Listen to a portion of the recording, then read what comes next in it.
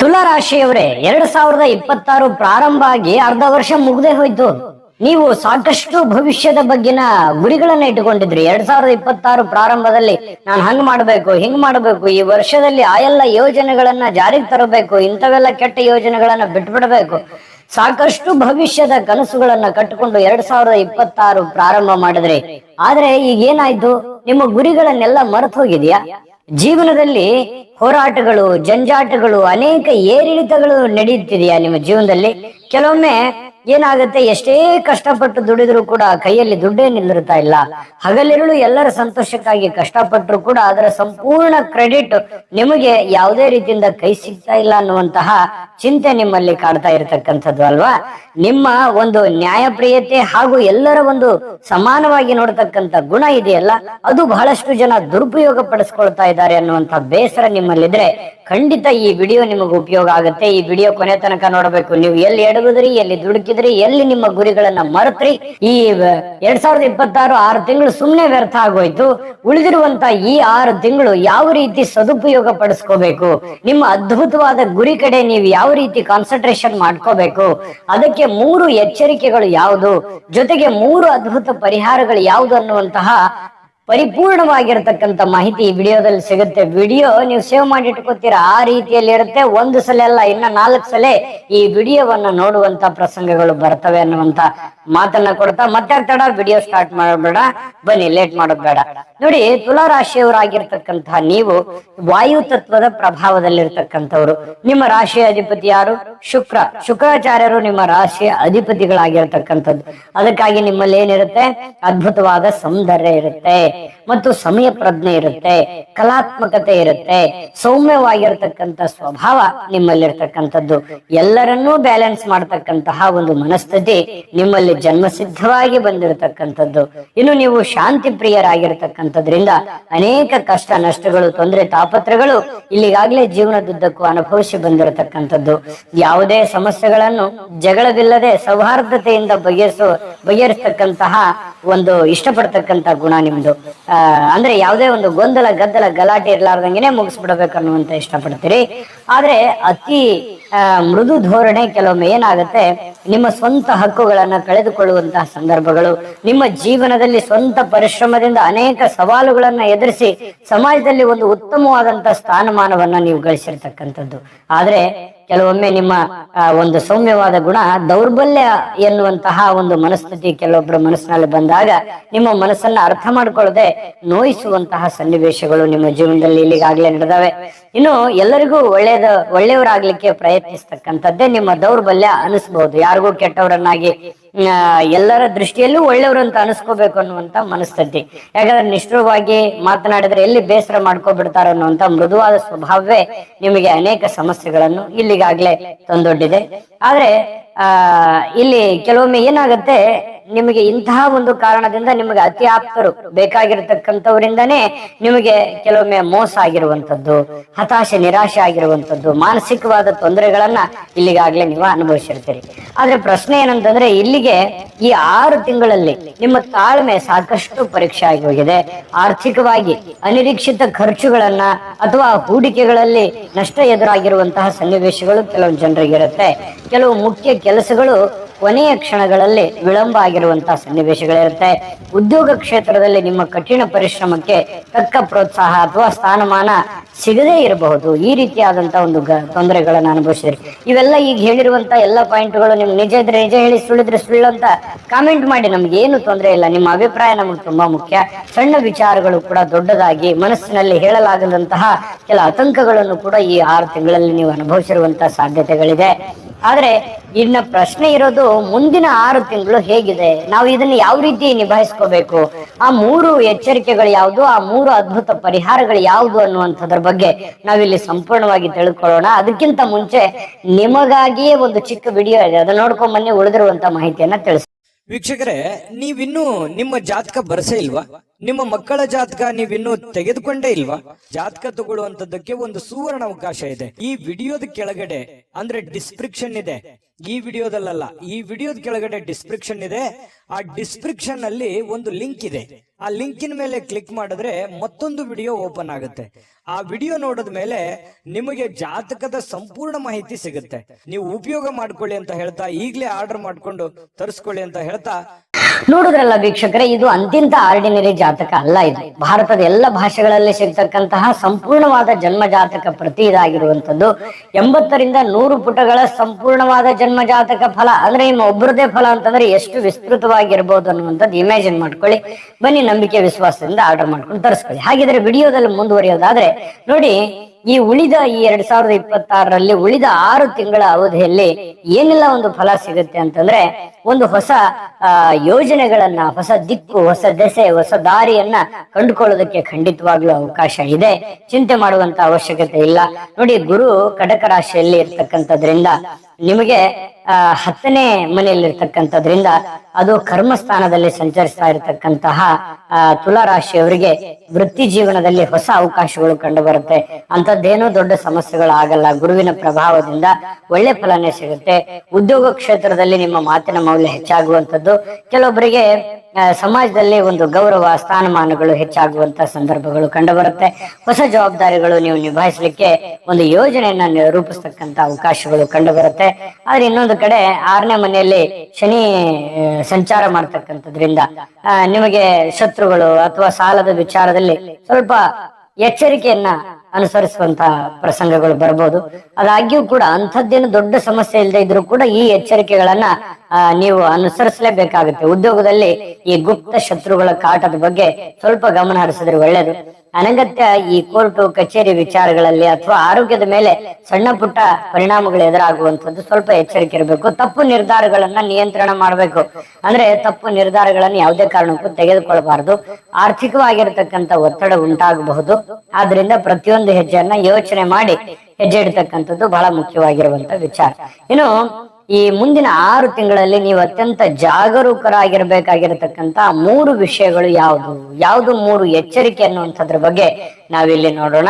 ನೋಡಿ, ಮೊದಲನೆಯ ಒಂದು ಎಚ್ಚರಿಕೆ ಅಂತಂದ್ರೆ, ಮುಂದಿನ ಯೋಜನೆಗಳನ್ನ ಅಥವಾ ಆರ್ಥಿಕ ರಹಸ್ಯಗಳನ್ನ ಯಾರೊಂದಿಗೂ ಹಂಚಿಕೊಳ್ಳದೆ ಇರತಕ್ಕಂತಹ ಒಂದು ಪ್ರಯತ್ನವನ್ನ ನೀವು ಮಾಡ್ಬೇಕು.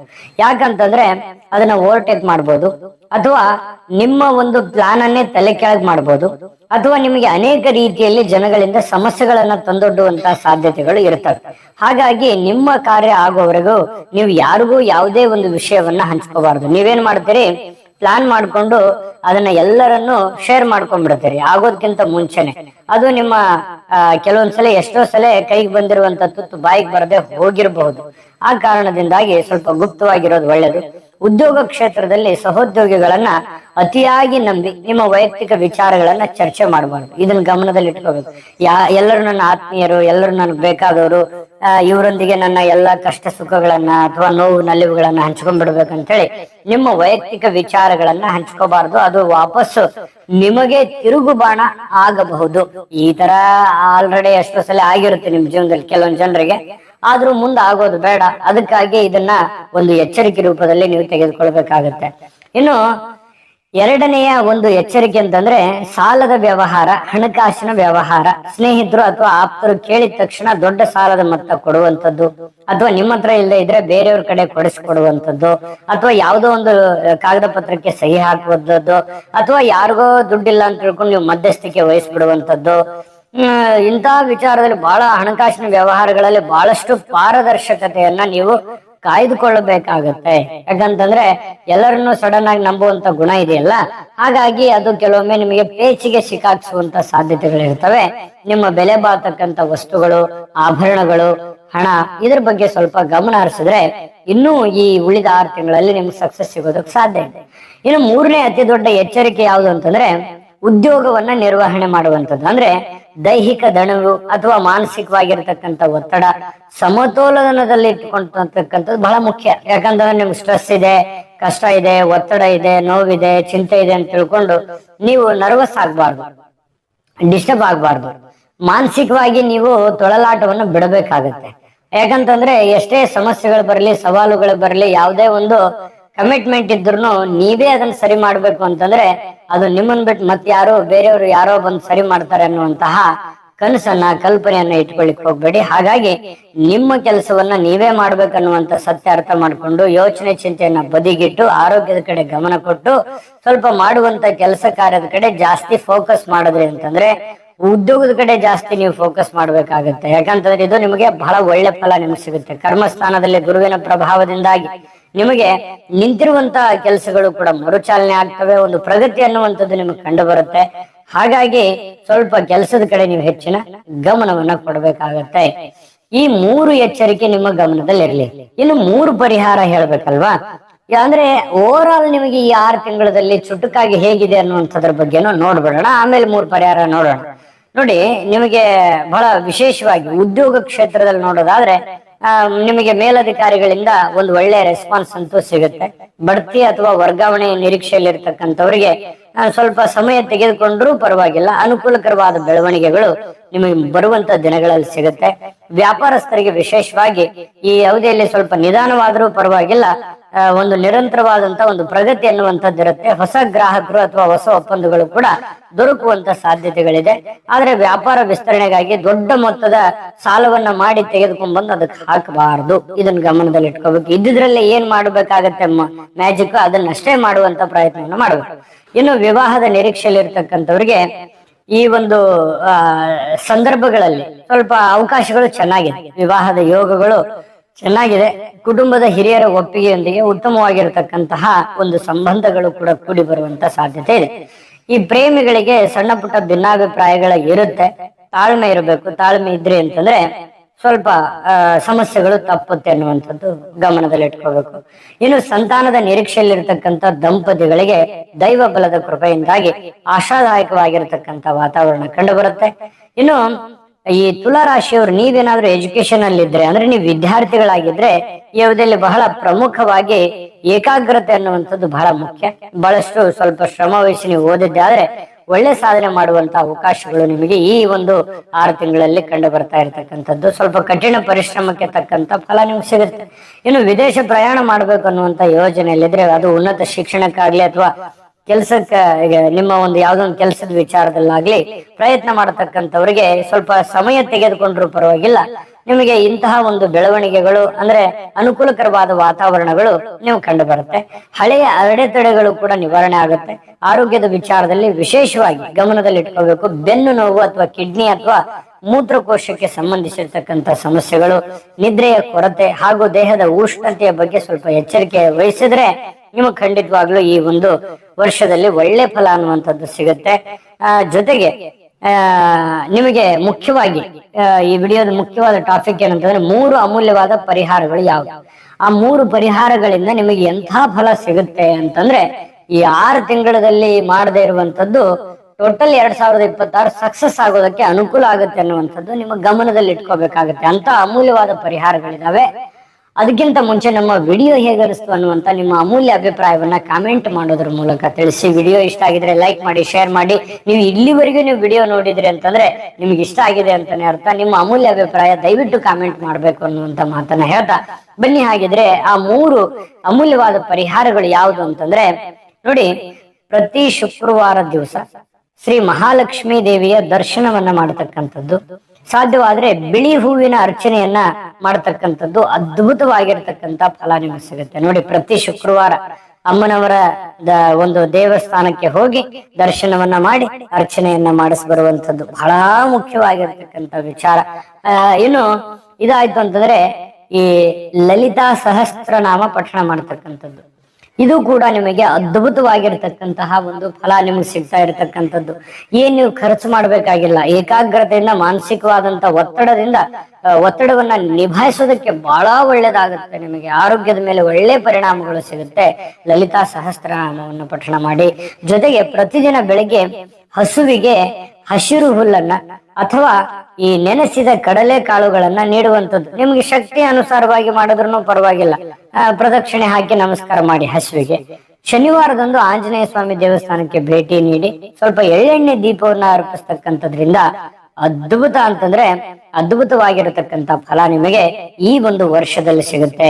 ನೋಡಿ, ಶನಿಯ ಪ್ರಭಾವ ನಿಮ್ಮನ್ನ ಪರೀಕ್ಷಿಸುತ್ತಿದ್ರೂ ಕೂಡ ಕರ್ಮಸ್ಥಾನದ ಗುರುವಿನ ಕೃಪೆಯಿಂದ ನಿಮ್ಮ ಶ್ರಮಕ್ಕೆ ತಕ್ಕ ಯಶಸ್ಸು ಸಿಗುವಂತಹ ಸಾಧ್ಯತೆ, ಅಂತಹ ಒಂದು ಕಾಲ ಬಂದಿದೆ ಅಂತ ಹೇಳ್ಬೋದು. ಆತುರವನ್ನ ನಿಯಂತ್ರಣದಲ್ಲಿ ಇಟ್ಕೋಬೇಕು, ಬುದ್ಧಿವಂತಿಕೆಯಿಂದ ಹೆಜ್ಜೆ ಇಡಬೇಕು, ಸರಿಯಾದ ನಿರ್ಧಾರಗಳನ್ನ ತೆಗೆದುಕೊಂಡ್ರೆ ಈ ವರ್ಷಾಂತ್ಯದ ವೇಳೆಗೆ ನಿಮ್ಮ ಎಲ್ಲಾ ಆಶೆ ಆಕಾಂಕ್ಷೆಗಳು, ಕನಸು ಕಲ್ಪನೆಗಳು ಖಂಡಿತ ನೆರವೇರ್ತವೆ. ಈ ವಿಡಿಯೋ ಶೇರ್ ಮಾಡಿ ಇಟ್ಕೊಂಡು ಮತ್ತೆ ಮತ್ತೆ ನೋಡ್ಬೇಕು ನೀವು. ಅವಾಗವಾಗ ತಿಂಗಳಿಗೊಮ್ಮಾದ್ರೂ ನೀವು ನೋಡ್ಕೊಂತ ಇದ್ರೆ ನಿಮಗೆ ಸ್ವಲ್ಪ ಏನ್ ಮಾಡ್ಬೇಕನ್ನುವಂತ ಒಂದು ಅಪ್ಡೇಟ್ ಆಗುತ್ತೆ. ಅಂದ್ರೆ ಯಾವ ವಿಚಾರದಲ್ಲಿ ಎಚ್ಚರಿಕೆ ಇರಬೇಕು, ನಾನು ಏನ್ ಕೆಲಸ ಮಾಡ್ಬೇಕು ಅನ್ನೋದ್ರ ಬಗ್ಗೆ ನೆನಪಿಸುತ್ತೆ ಅನ್ನುವಂಥದ್ದು ಗಮನದಲ್ಲಿ ಇಟ್ಕೊಳ್ಳಿ. ಸಕ್ಸಸ್ ಸಿಗಲಿ ತಾಯಿ ಅನ್ನಪೂರ್ಣೇಶ್ವರಿ ಸಕಲ ಅಷ್ಟೈಶ್ವರ್ಯಗಳನ್ನ ಕೊಟ್ಟು ಕರುಣಿಸ್ಲಿ ಅಂತ ಪ್ರಾರ್ಥನೆ ಮಾಡ್ಕೊಳ್ತಾ ಸರ್ವೇ ಜನಃ ಸುಖಿನೋ ಭವಂತು.